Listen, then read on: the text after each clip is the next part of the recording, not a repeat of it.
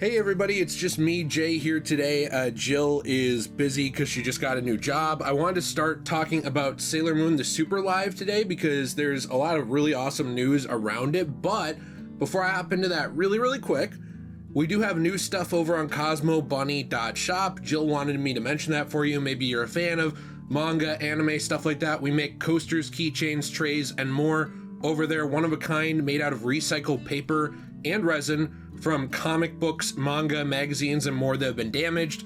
We have a limited time sale going on, so be sure to use code MOON for 20% off your order right now. These are the lowest prices we're probably going to see this year, I think, over there. So check it out. But Sailor Moon the Super Live is something that I almost had to be talked into going to, not because I'm not a fan of Sailor Moon, but just because I'm not a fan of crowds. I'm not really a big fan of tight spaces, and where I had to see it at the Orpheum Theater in Minnesota, the theater itself is beautiful, but really not designed for people like me. Like, maybe, I think the theater's over 100 years old. I'm sure people were shorter back then.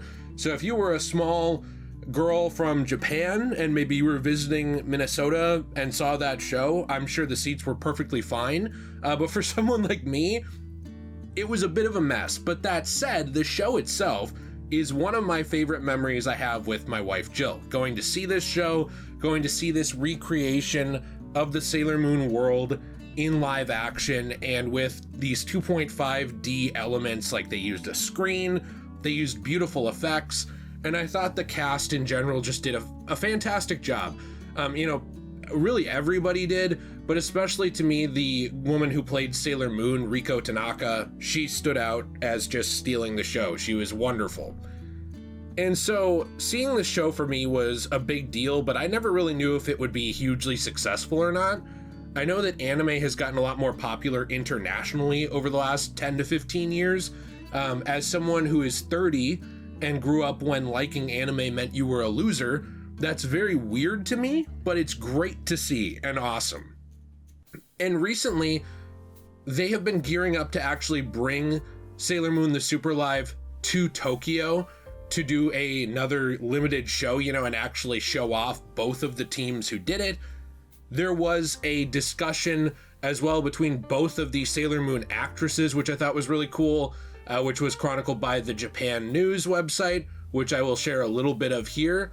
But in general, I just think it's awesome that this was overall a success, at least as it has been reported by news outlets and by the companies that ran it. Several of the shows were sold out, especially in the United States, I know, with like New York City and Washington, D.C. Those sold out really quick. Where I was, it was a pretty packed show. There were a couple seats here and there, but overall, like, it was packed. And that was in Minnesota. That's in the Midwest, if you're not super familiar with that part of the United States of America, and it's not a massive state. It's not one of the smallest, but certainly not one of the biggest. Our biggest claim to fame really is probably just that we have half of our state is trees, and we have the Mall of America. So it's not exactly New York City. And even here, it was selling out. Something that we talked about in a previous video that I think is awesome. Now, it also does kind of follow a trend of these live action shows gaining popularity, especially with Sailor Moon. There have been many Sailor Moon shows in Japan that have been popular, but there have not been many of them that have appealed to international audiences, or in the case of Sailor Moon the Super Live, been created to appeal to international audiences. And it wasn't something that was just half-hearted. It wasn't something that they didn't try. It was something where they genuinely went out there. The girls gave it their all. The people who ran the show obviously gave it their all. It was wonderful. And so seeing them kind of gear up to come back and do a little bit more in Japan and show the Japanese audience what I guess international audiences saw, it's a bit of a turn of the tables. If something originates in Japan, it's almost always better in Japan. So to see them actually get a taste of their own medicine, no, I'm just kidding. It's to see them actually get to see the thing almost second, like after international audiences, is super bizarre to me from an outside perspective, but I do think it's kind of neat and goes to show how big Sailor Moon is in general. Now, with this interview, I thought it was just really fun, and I will link it down below, where you can actually read through both of the stars from the UK tour and the North American tour. And I'm always bad at pronouncing her name, so I apologize. I believe it's Yui Yokoyama and also Riko Tanaka. They were talking together about this, and they were actually inspired by each other as well with the shows and with their performances. Now, right off the bat, they do kind of point out that Miss Yokoyama performed 43 shows in London, and Miss Tanaka took part in a tour of 21 cities in North America. So this is a lot. And Riko Tanaka answered this and talked about performing overseas for the first time, saying, "The cultures are different from Japan, so the cheers from the audience came when I didn't expect them, which surprised me in the first stage show." And then went on to speak to Yokoyama, saying, "I had a feeling that the way the cast and audience influenced each other made the shows more exciting, don't you think?" To which Miss Yokoyama replied, "I really felt like the audience joined in to make the shows with us." When they were asked, were you able to do any sightseeing, Miss Tanaka talked about going to LA and other people visiting a theme park and things like that. And Miss Yokoyama talked about having a party in their rooms because the shows were being held in winter when many of the team members had birthdays. So they had a bunch of birthday parties and got to hang out together, which was really, really fun.